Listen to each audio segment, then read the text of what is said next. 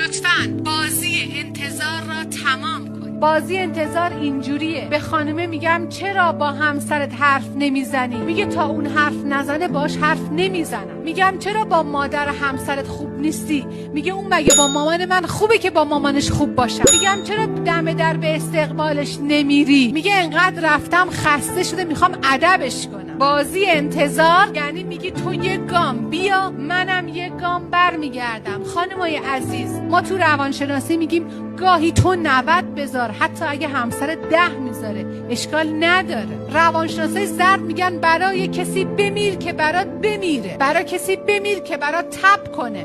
روانشناسای زرد میگن زندگی 50-50، 50 تو بذار 50 اون بذاره. روانشناسای زرد میگن زندگی بادام شکستمه، بادام شکستم، بادام شکستم. روانشناسی مثبتگرا میگه نه، وقتی تو نگاه کنی بگی زندگی مال منه، اصلا تو همش انرژی بذاری هیچ اتفاق بدی نمیافته.